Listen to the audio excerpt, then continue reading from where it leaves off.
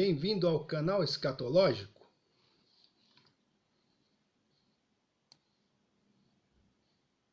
Paulo, em sua segunda, ou melhor, em sua primeira carta a Timóteo, escreve no capítulo 6, verso 20, o seguinte: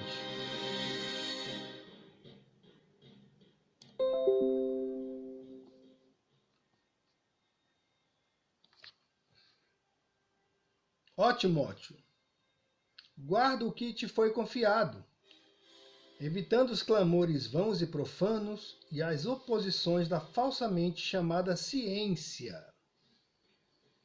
Então esse verso ele fala a respeito da falsa ciência.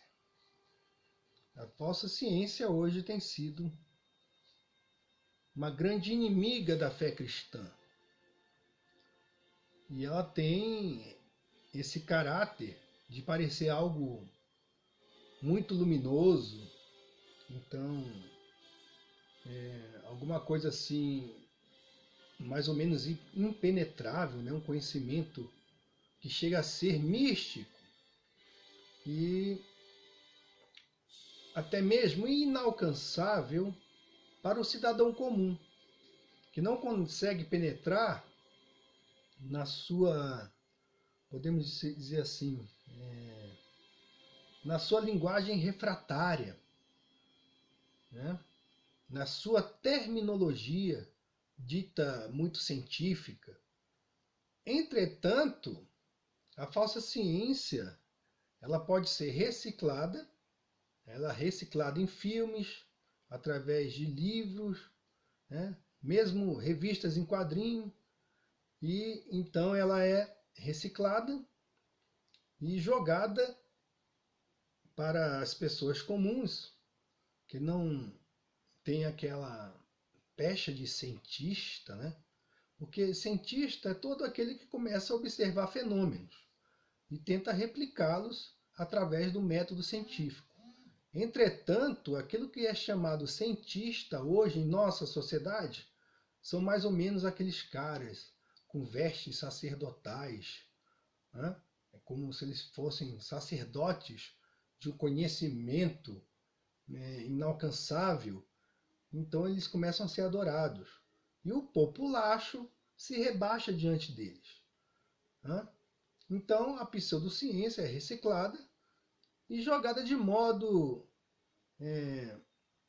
a ser mais fácil de digerir pelas pessoas comuns. Então isso aí já é um perigo muito grande, porque as pessoas começam a basear suas vidas não com base nas escrituras. Aliás, elas nem são obrigadas a isso, né? Porque a maioria realmente não quer nem saber da existência de Deus. Mas elas são levadas a determinados comportamentos justamente porque essa falsa ciência começa a ser, né, colocada de modo subliminar em suas mentes. Então, quando não existia essa falsa ciência, até os filmes de ficção científica, eles se baseavam mais ou menos em alguma coisa, eles tinham uma base, podemos dizer, uma base mais cristã, né? Então, se nós compararmos, por exemplo, aquele filme Guerra dos Mundos, o primeiro filme, que foi feito na década de 50, com o último filme, estrelado aí por Tom Cruise, Guerra dos Mundos, nós vamos ver que aquele filme ele tem uma base cristã, né? Apesar de ser uma ficção científica, uma bobagem e tal, mas existe ali o poder de Deus, representado pelo fato das pessoas irem à igreja para orarem e pedirem a Deus a destruição de seus inimigos, né? Os inimigos intergalácticos. E o filme mais novo, né, estrelado por Tom Cruise, não tem esse aspecto. Pelo contrário, né? Nós vemos ali um aspecto, algo apenas naturalista, algo que não conta com intervenção divina, mas é o acaso agindo por acaso em favor dos seres humanos. Bom, esse versículo que fala a respeito da falsa ciência, da falsamente chamada ciência, ele, na verdade, deveria ser traduzido com vistas a colocar essa epístola dentro do contexto histórico que os apóstolos estavam combatendo com garra o gnosticismo, que, assim como a pseudociência de hoje, foi e continua sendo ainda um inimigo da fé cristã. Então, talvez o versículo ficasse melhor traduzido assim: para Timóteo evitar as oposições do falsamente chamado conhecimento, que se refere ao gnosticismo. Entretanto, eu não coloco por terra essa interpretação, a interpretação a respeito da falsa ciência, porque o texto grego diz o seguinte: kai antíteses é a antítese tes pseudônimo gnósios, e a antítese da falsa ciência, ou da pseudociência, né? Pseudônimo gnósios. Então, esse vídeo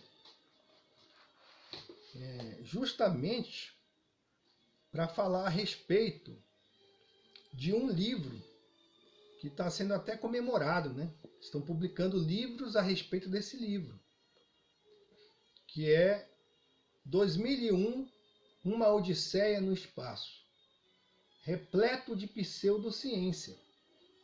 Mas eles colocam de uma forma, né, que aquele que lê nem percebe isso, que é uma pseudociência, né, com conceitos até políticos. Há conceitos políticos aqui. Há conceitos defendidos pelos Illuminati aqui, né? Eu vou demonstrar isso nesse vídeo. Bom, eu desejo avisar que faço menção nesse vídeo aqui ao vídeo Guerra Infinita. Se você ainda não assistiu, recomendo assistir ao vídeo apenas depois de assistir ao filme, porque minha fala pode conter algum spoiler, aí você vai reclamar, né? Mas se você não se importa com isso, eu convido você a prosseguir aqui no nosso vídeo e fazer bom uso do canal escatológico, que o canal escatológico é muito melhor do que a rede esgoto de televisão, né? A nossa programação é única, mas é uma programação que busca aí falar a respeito da verdade, né? E escrutinar, né?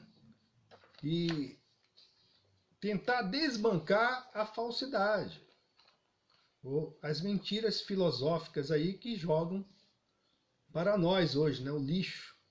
Tentar limpar o lixo aí da nossa mente, né?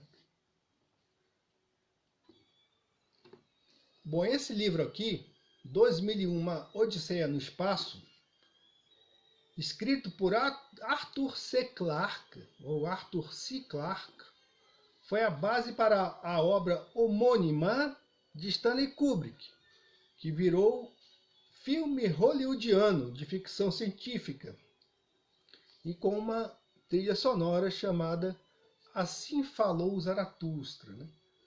Então, isso aí foi um livro escrito por Nietzsche, que preconiza aí a chegada do super-homem, né? Então, só que não é o super-homem dos quadrinhos, não, tá? E Also sprach Zaratustra. Assim falou Zaratustra.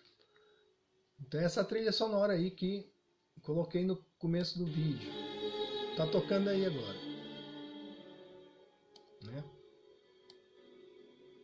Então, a composição de Richard Strauss. Sim, porque é lógico, né? O filme, o livro, ele conta a história aí, fala a respeito da evolução humana. E quando eu li esse livro, essa edição aqui é de 1969, vejam só. Quando eu li esse livro, eu tinha 7, 8 anos. Não entendi muita coisa assim, né? Porque nem tinha visto o filme, eu só vi o filme bem depois, na televisão. Porque quando passou no cinema, não era da minha época, né? Embora eu tenha visto com 7 anos o homem pisar na lua. Aquelas imagens em preto e branco, que eu já falei aqui no canal. E eu tive o privilégio, né, de ver o homem pisar na lua. E as pessoas lá todas boquiabertas. Bom, então, quando li esse livro eu tinha 7 anos, porque eu aprendi a ler bem cedo, né? E era considerado um prodígio da família. Mas vamos ao livro, né?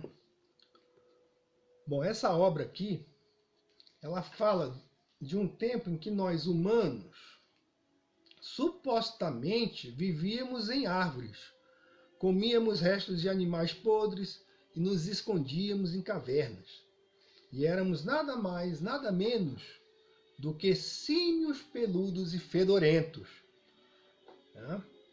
Então, o fundamento dessa obra aqui de Arthur C. Clarke é a pseudociência.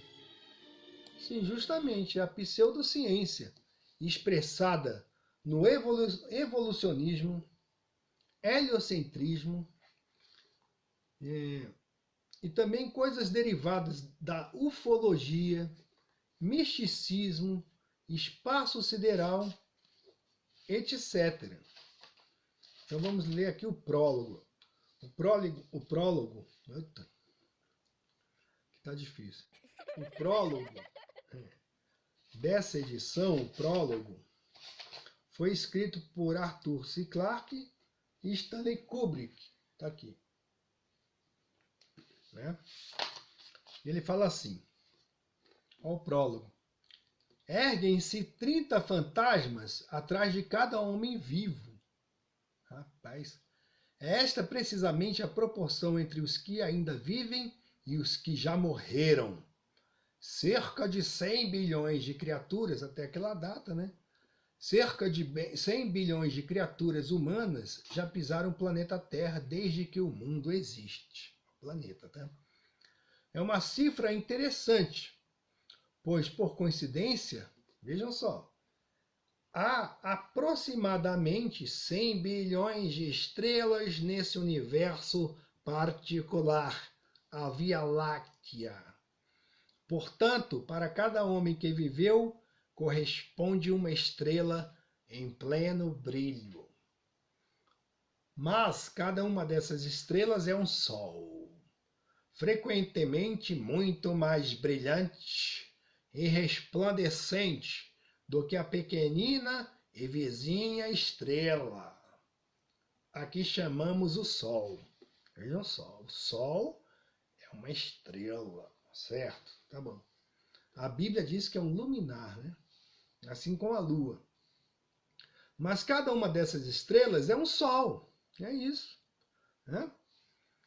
E é em torno de muitos deles, na maioria, talvez, desses sóis desconhecidos que giram os planetas. Então existem vários sistemas heliocêntricos. Tem o nosso aqui, aí depois tem outro ali, né? Então, para eles, o Sol é esse Deus, né?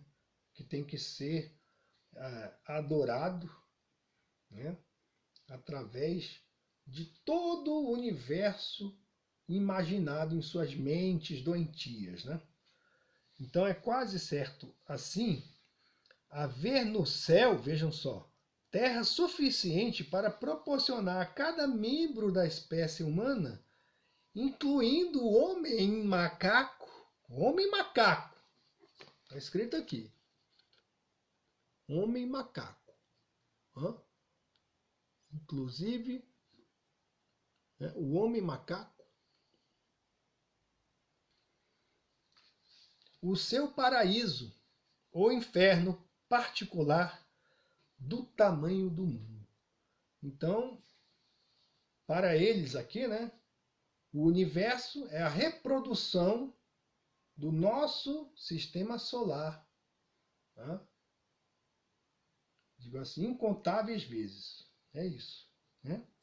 Então, o nosso sistema solar reproduzido, foi batendo xerox, aí pronto. Aí jogou, isso aí está tudo navegando nesse incomensurável universo. Bom, é impossível, ele diz, saber quantos desses paraísos ou infernos em potencial são habitados e por que espécie de criaturas o são. Vejam só, então eles partem do pressuposto de que existe vida extraterrestre ou alienígenas. Vejam só. Então eles partem desse pressuposto. E os caras não são malucos não, hein?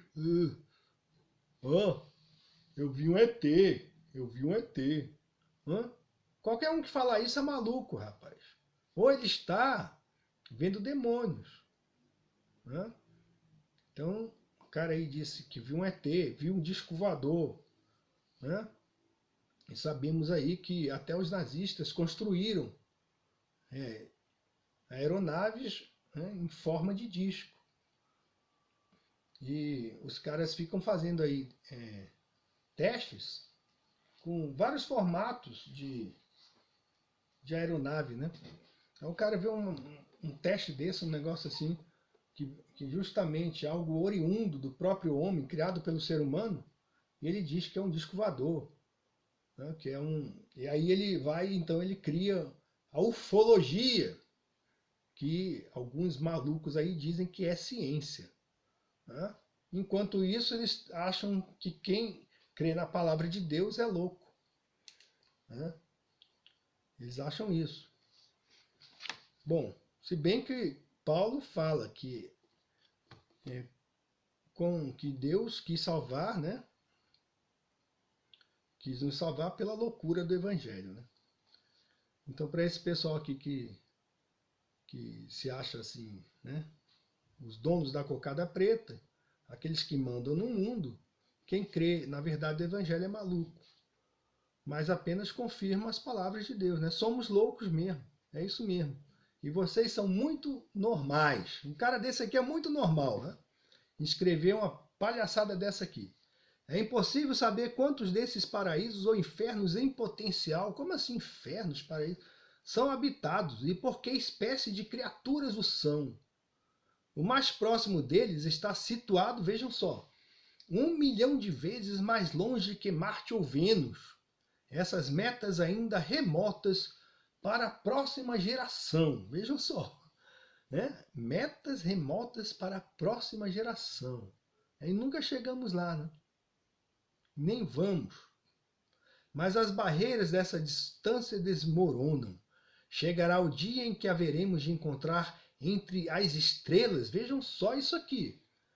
Chegará o dia em que haveremos de encontrar entre as estrelas os nossos semelhantes, ou os nossos mestres. Esse cara é satanista, rapaz. Esse aqui, ele era um satanista. E também era pedófilo, né? Arthur C. Clarke, ele foi acusado de pedofilia.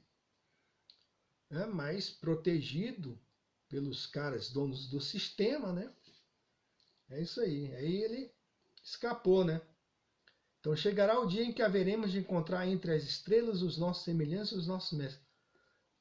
Incrível, né? Então, algo que era para ser uma ficção científica termina se tornando um livro religioso.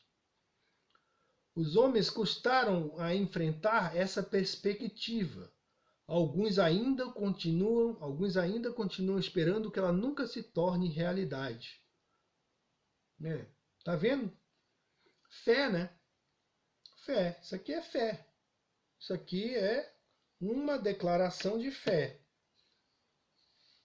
Entretanto, cada vez é mais frequente a pergunta: não será possível que já tenham acontecido tais encontros, visto nós mesmos estarmos prestes a aventurar-nos ao espaço? Por que não? Este livro bem pode ser uma resposta para a pergunta tão razoável. Mas ele não é burro, né? Ele escreve assim: mas, por favor, lembrem-se de que é ele apenas ficção. Esse livro é ficção, viu, pessoal? A verdade, como sempre, será muitíssimo mais estranha. A verdade é que vocês nunca foram à Lua. O ser humano jamais foi à Lua. A verdade é essa. Então a verdade é que não podemos ir a espaço sideral nenhum, que não existe. Então, a verdade, como sempre, será muitíssimo mais estranha. É claro que ele vai deixar a mensagenzinha subliminar dele. Que a verdade realmente, para vocês que não creem na palavra de Deus, é muito estranha mesmo. Vai ser bizarro, muito bizarro.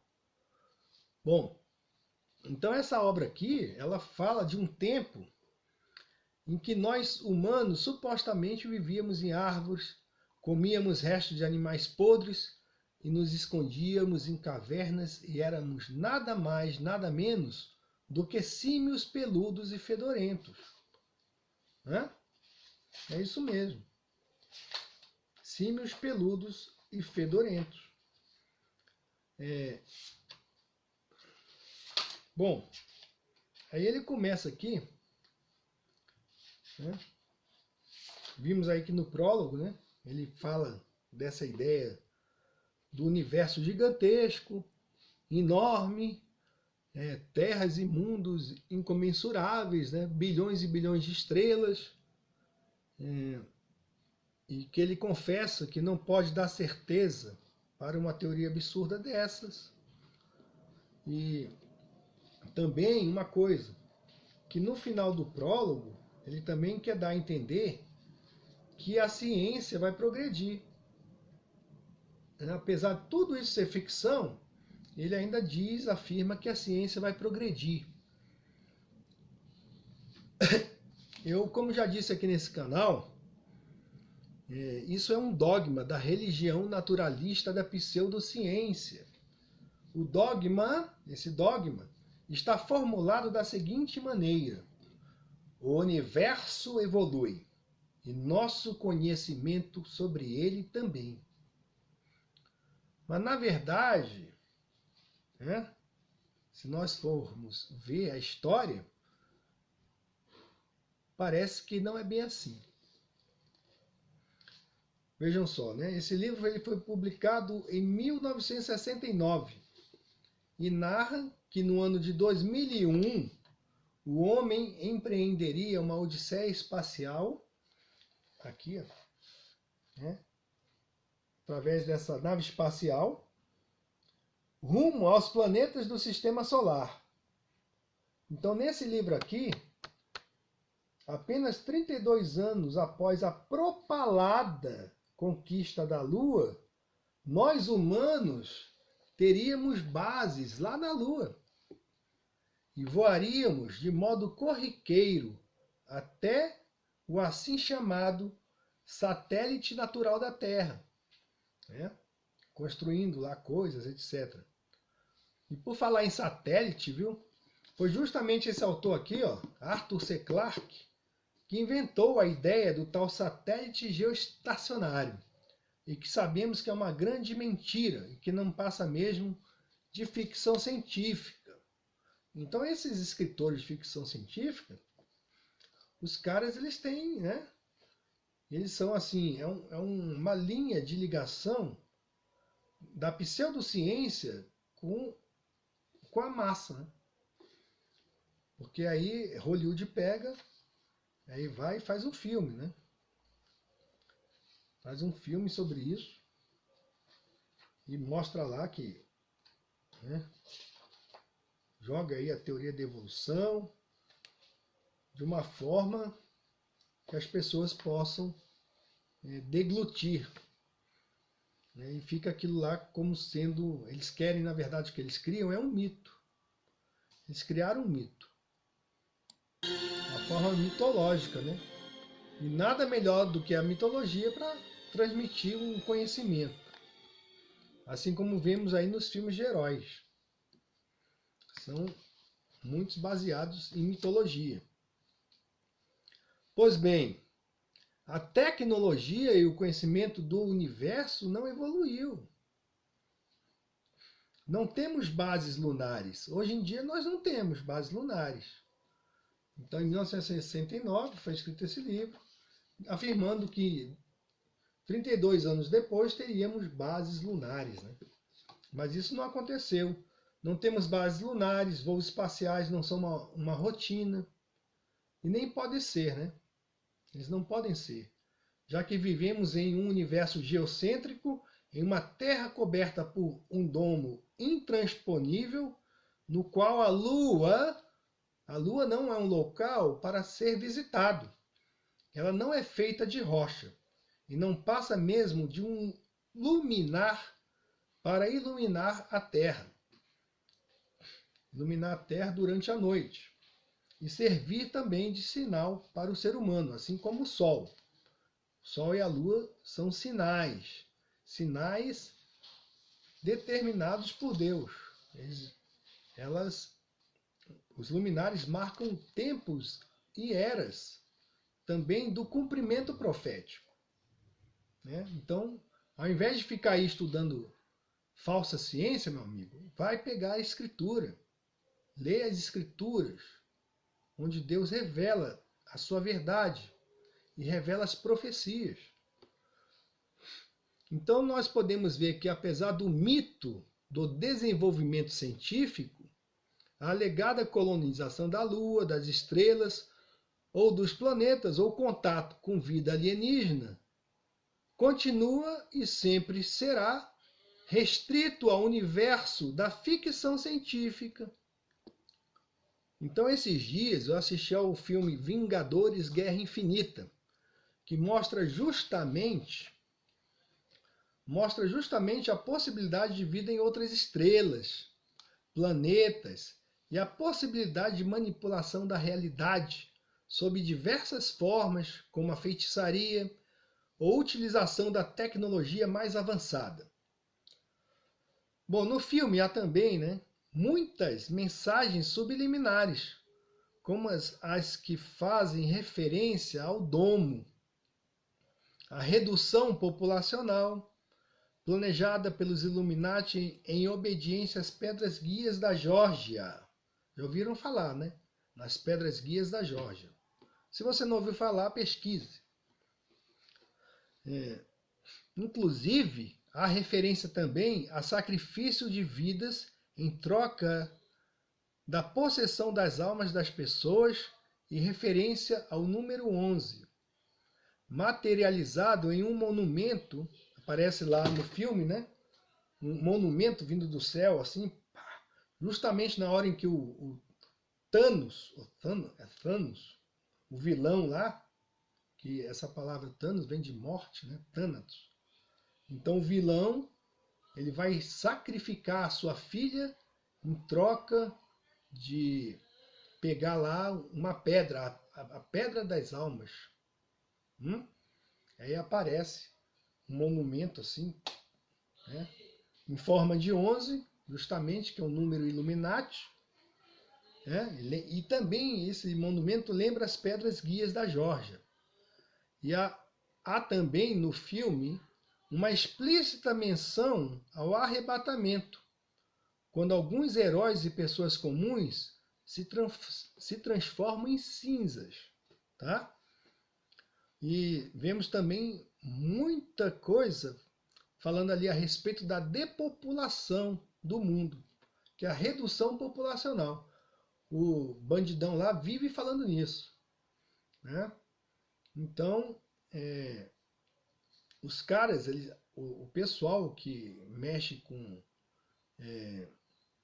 aquela magia profunda, né? Satanismo profundo e que mexe também com esoterismo, eles sabem muito bem a respeito dos planos de Deus, a respeito do arrebatamento. E eles acreditam nisso, né? Então tem muito crente aí em Cristo que não acredita nisso. Mas eles acreditam e trabalham muito com essa possibilidade. E jogam, né? Fazem menção a isso nos filmes de ficção. Então os filmes de ficção não projetam eventos impossíveis de ocorrer, como a colonização da Lua ou outros planetas, encontro com alienígenas como eventos possíveis, mas projetam os eventos profetizados e que realmente ocorrerão, transformando-os através da linguagem cinematográfica em eventos ficcionais, diluindo-os com vistas a implementar na mente das pessoas, de modo subliminar, que são fruto da imaginação, ao mesmo tempo em que condenam tais pessoas que, acreditando na mentira como possibilidade de ocorrer, rejeitam a verdade como uma mera menção en passant, a nível ficcional. Deu para entender? Espero que sim. Se não, retorna aí o vídeo e ouve de novo. Bom, outra coisa importante é que a partir dessas concepções registradas em 2001, Uma Odisseia no Espaço, doutrinas de cunho religioso antibíblicas, como todas as que ensinam a reencarnação ou transmigração das almas para outros corpos, né? Então, doutrinas de cunho religioso antibíblicas, como a reencarnação, têm apoio. Então, elas são disseminadas.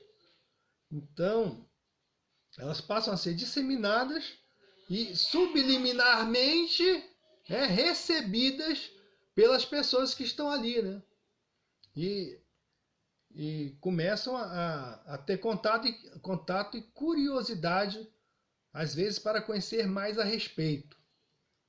Então, eu considero, por exemplo, vejam só, um fruto podre dessa concepção, o livro de Urântia, que justamente tenta de modo exaustivo sistematizar a evolução, ufologia, teoria heliocêntrica, relatividade, Big Bang e todas as ideias derivadas da pseudociência e por ela propagadas em uma religião. Então, esse livro aqui, o livro de Urântia, é justamente o livro da religião da pseudociência. Eu vou ler alguns trechos aqui, vocês vão ver. Tá aqui, ó. Urântia é o planeta Terra, tá, pessoal? Nas mentes dos mortais de Urântia, este sendo o nome do vosso mundo, existe grande confusão a respeito do significado de termos como Deus, divindade e deidade. Não tem confusão nenhuma. É só você ler as escrituras, tá? Isso aqui tudo, esse livro aqui, ó, isso aqui foi tudo psicografado, dizem, pela mulher de um doutor aí. A mulher estava endemoniada, né? Começou a falar abobrinha. E o cara foi escrevendo, né? Então, eu acredito que a história é essa. E fala aqui, os seres humanos encontram-se ainda mais confusos e inseguros a respeito das relações entre as personalidades divinas designadas por esses diversos nomes. Deus não é um Deus de confusão. A palavra fala bem claro isso. Mas o demônio, né? É claro que ele quer confundir tudo, né? Então fala assim, o vosso mundo Urântia é apenas um entre muitos planetas similares habitados, que compreendem o universo local de Nébadon. Caramba, é muita viagem, né? Este universo, juntamente com criações semelhantes, constitui o superuniverso de Orvonton, de cuja capital, Uversa, provém a nossa comissão. Caramba, mais uma comissão. Vamos pagar imposto para esses caras também? Orvoton é um dos 7 superuniversos evolucionários do tempo e do espaço, que circundam a criação de perfeição divina sem princípio nem fim. Caramba!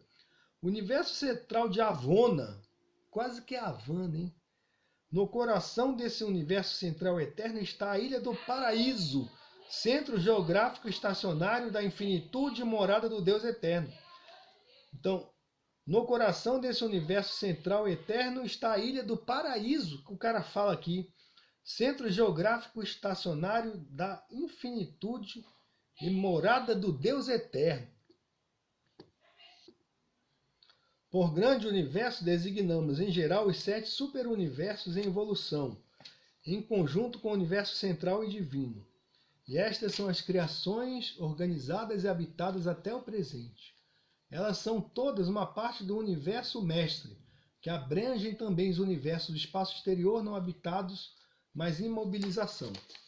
Então vocês podem ver que parece que quem fez esse livro aqui, leu esse aqui, né?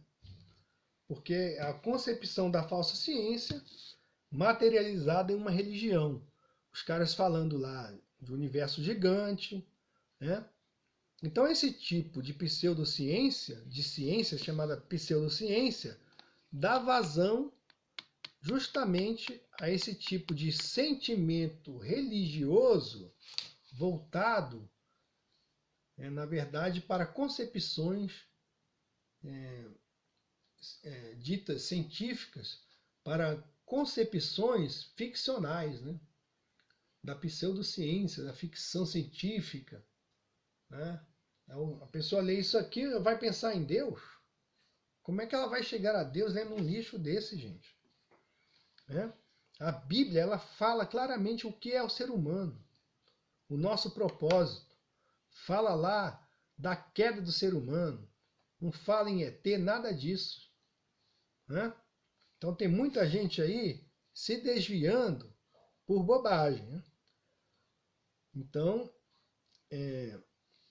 os difusores da pseudociência, eles não assumem a mentira como mentira, mas como ficção científica. O cara aqui ele não assume que isso é mentira. Ele fala assim, é ficção.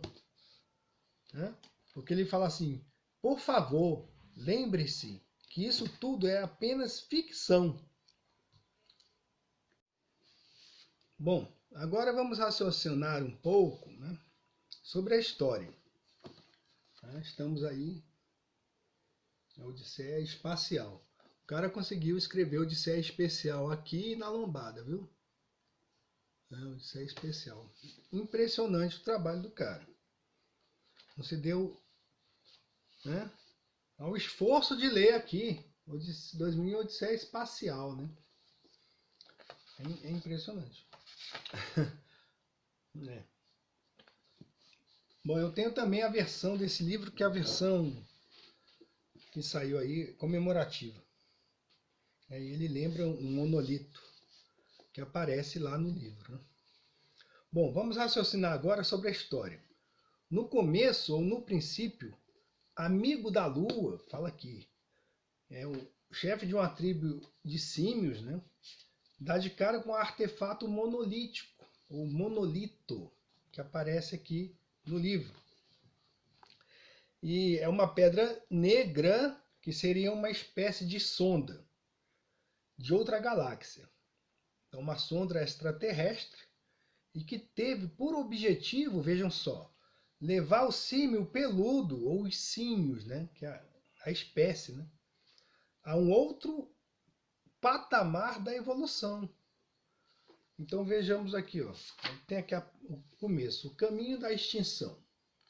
Vejam só. Há 10 milhões de anos que a seca perdurava. Caramba! Gente, eles gostam demais dessas cifras assim, estapafúrdias, né? Umas cifras assim, descomunais. Há 10 milhões de anos que a seca perdurava e fazia já muito tempo que terminara o reino dos terríveis lagartos, né? Dos dinossauros, né? Então uma seca de 10 milhões de anos. Caramba! E a Bíblia fala que Deus destruiu toda a vida na terra com o dilúvio, né? Então é isso. Aqui no Equador, no continente que um dia seria denominado África, a luta pela vida atingira um novo clímax de ferocidade, não havendo ainda vencedor à vista.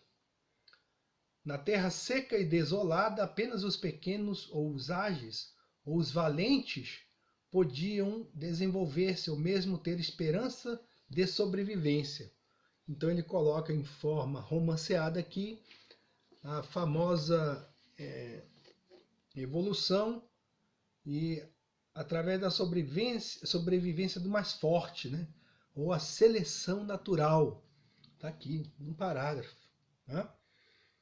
Aí o povo vai lendo isso aqui, né? Acha que tem coerência a coisa, mas não tem. Né?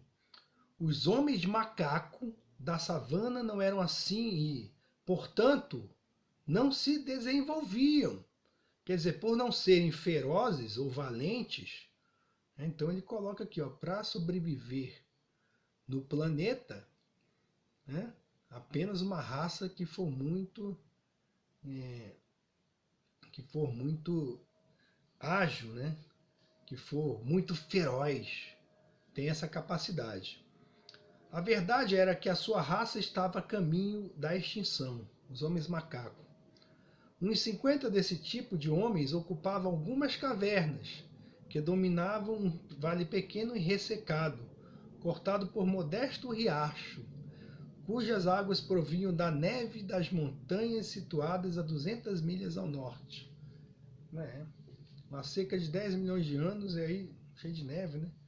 Havia ocasiões em que o riacho se evaporava completamente, e a tribo vivia então sob o espectro da sede. Aí ele fala aqui, né? Então que se não fosse, né, a chegada dessa sonda extraterrestre,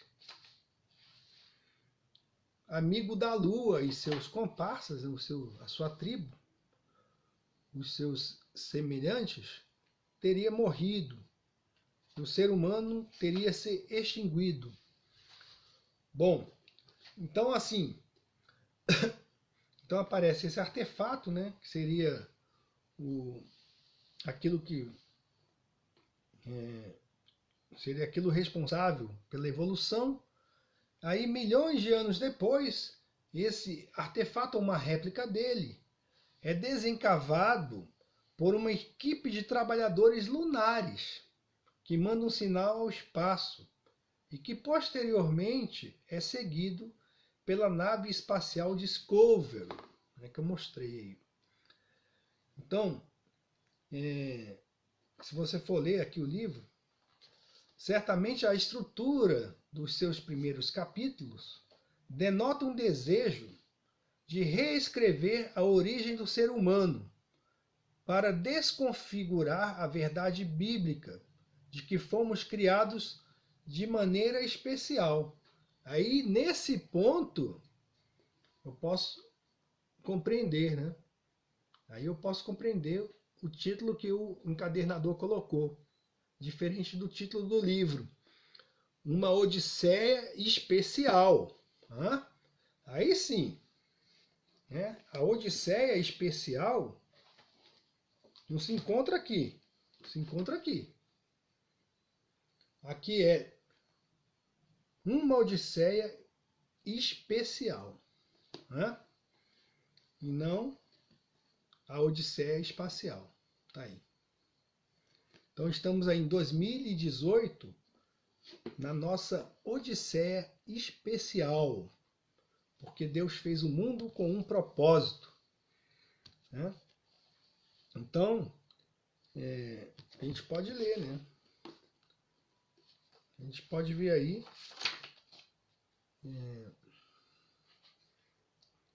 que ele deseja reescrever, né? Desejou reescrever a origem do ser humano, desconfigurando a verdade bíblica de que fomos criados de maneira especial e não de forma aleatória. Então aqui, tá aqui. Ele fala aqui que amigo da Lua Parecia um gigante junto dos seus companheiros. Tinha quase 5 pés de altura e, apesar de subnutrido, pesava mais de 400 quilos. Seu corpo peludo e musculoso colocava-o entre o macaco e o homem. Sua cabeça, porém, parecia mais com a do homem do que com a do macaco. Tinha uma testa estreita com saliência acima da cavidade ocular. Possuía indubitavelmente em seu gene característica de humanidade. Caramba! Ao contemplar o mundo hostil da era Pleistocena, havia em seu olhar algo que superava a capacidade de qualquer macaco. Bom, então a gente vê, né? Que isso aqui mostra quão ridícula é essa concepção evolucionista, né? Então, aqui, a gente vê aqui, ele fala também, interessante, veja só, o que ele fala aqui. Aí, depois que avançou, né, o livro avança para os tempos atuais, a partir de 69 lá. Ele fala aqui, vejam só, por mais que já se viaje pelo espaço, isso em 2001, hein? Estamos em 2018. Por mais que já se viaje pelo espaço, pensava o Dr. Heywood Floyd, com seus botões, a excitação é sempre a mesma. Estiveram uma vez em Marte. Caramba, o cara teve Marte. 3 na Lua. E já perderam a conta de quantas vezes visitaram as diversas estações espaciais. Gente, tem uma tal de ISS que nem existe aí, ó. Viajando aí. Uma montagem da NASA, né? E os caras falando que em 2001, o Dr. Heywood Floyd, que não faz parte da banda Pink Floyd, já teria viajado para Marte uma vez, para a Lua 3 vezes, e nem sabia a conta de quantas vezes visitar as diversas estações espaciais. No entanto, sempre que a hora da partida se aproximava, sentia uma tensão crescente. Aí ele vai falando aqui que ele está indo para a Lua, é entrevistado aqui por um jornalista, ele dá respostas evasivas, né? Certamente o cara falando aqui que os poderosos, né, dão respostas evasivas para driblarem, né, a possibilidade de alguém conhecer a verdade a respeito das coisas, né? Aí vejam só, ele fala aqui. Desde 1970, aproximadamente, o mundo fora dominado por 2 problemas que tendiam a anular-se mutuamente. O controle da natalidade, apesar de barato, seguro e aprovado pelas principais religiões, viera tarde demais. Gente, o cara falando aqui, ó, que em 2001 o negócio ia estar feio, né? Então, é a famosa depopulação, né? A população do mundo era agora de 6 bilhões de pessoas, 1/3 das quais habitava o Império Chinês. Em alguns países totalitários existiam leis estabelecendo o limite de 2 filhos para cada família, mas na prática tornava-se impossível fazer com que fossem cumpridas. O resultado era que faltava alimento por toda parte. Toda parte.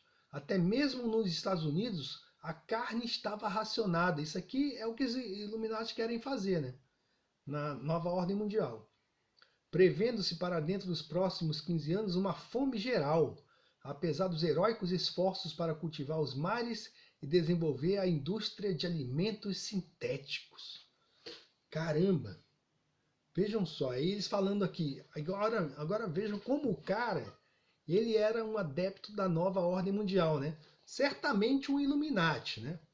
Um pedófilo para o qual se mandavam criancinhas, né? Para ele se alimentar, né? Então vejam só, apesar da necessidade da cooperação internacional se tornar mais urgente que nunca, existia ainda o mesmo número de fronteiras intransponíveis de épocas anteriores. O que é? Porque ele aqui está falando a respeito do mundo globalizado, né? A humanidade perdera, no decorrer de 1 milhão de anos, caramba, muito pouco de seus instintos agressivos, através de linhas simbólicas visíveis apenas para os políticos. As 38 nações nucleares se olhavam com ansiosa hostilidade. Reunidas, possuíam megatonagem suficiente para destruir toda a crosta do planeta. Ainda que por milagre não tivesse havido emprego de armas atômicas, esta situação não podia durar sempre. E agora, por motivos impossíveis de serem conhecidos, os chineses estavam oferecendo às nações menores, desprovidas de armas nucleares, completo equipamento composto de 50 ogivas e sistemas de lançamento. Seu preço era inferior a 200 milhões de dólares, aceitando eles propósito para pagamento facilitado, etc, etc. Bom, então ele está falando aí sobre a redução populacional, né? Sobre a necessidade imperativa, né, de haver, na verdade, um governo mundial, né, desconsiderando as fronteiras, né? Então vemos aí que ele navega não apenas pelo terreno da ficção espacial, né, mas também da ficção política, que é justamente os planos Illuminati que estão aqui também, né? Então a gente tem que ler esses livros prestando atenção a esse tipo de coisa. Se eles, né, dão vazão a essas diretrizes da nova ordem mundial, né? Recomendo a releitura dos 10 mandamentos das Pedras da Geórgia. Bom, mas vamos raciocinar juntos agora. Se 32 anos depois do pouso na Lua, essa ficção registra com grande otimismo a possibilidade de termos bases lunares e voos cotidianos para a Lua, por que isso não aconteceu nem em 2001 e nem agora, em 2018? O que nós podemos concluir disso? Bom, a tecnologia aeroespacial não avançou o suficiente? Hoje vivemos em um mundo onde a velocidade da informação é instantânea. E por milhares e milhares de pessoas através do mundo, né, elas têm acesso a essa tecnologia de captação de imagens e transmissão em tempo real. Então, nós podemos concluir que também é muito difícil para a NASA ou agências espaciais captarem imagens convincentes, se fosse possível, né, eles irem à Lua.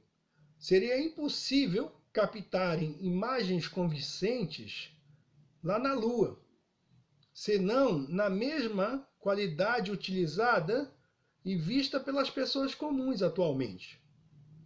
Porque se nós compararmos, né, se nós compararmos as imagens hoje tiradas, né, ou filmadas pelas pessoas comuns, né, com essa tecnologia, até mesmo em um pequeno celular, nós podemos comparar com aquilo que a NASA tem, né? A NASA possui, na verdade, muito mais tecnologia para filmar, em tese, né, filmar astronautas em solo lunar. A gente pode dizer que a NASA, pelo orçamento que ela possui, eu acho que ela poderia filmar com uma tecnologia hiper ultra HD. Se em um celular hoje o indivíduo consegue fazer, né, cenas incríveis, imagine a NASA. Então, ela vem com esse papo, né? Não, nós não vamos mais na Lua porque não há interesse. Como assim? Hoje a tecnologia é muito grande, né? Como assim não pode ir à Lua? Né?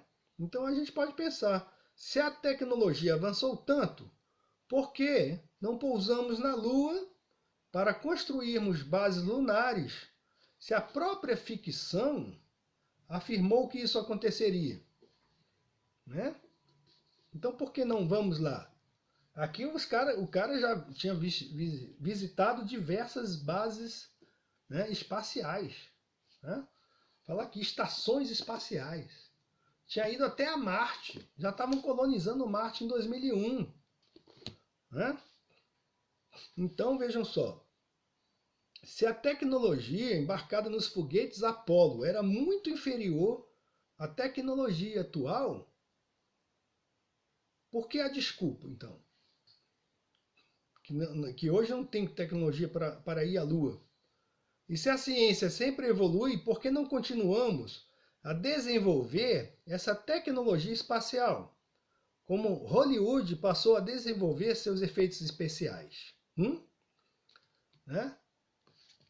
Então, meu amigo, a Odisseia mesmo é especial, porque ela só acontece em filmes. Não existe a possibilidade de uma Odisseia espacial jamais.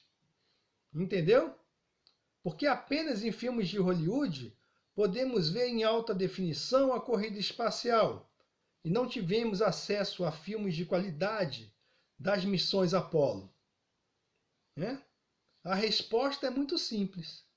Jamais fomos à Lua e ainda se vive de ficção científica, tanto em Hollywood quanto na NASA.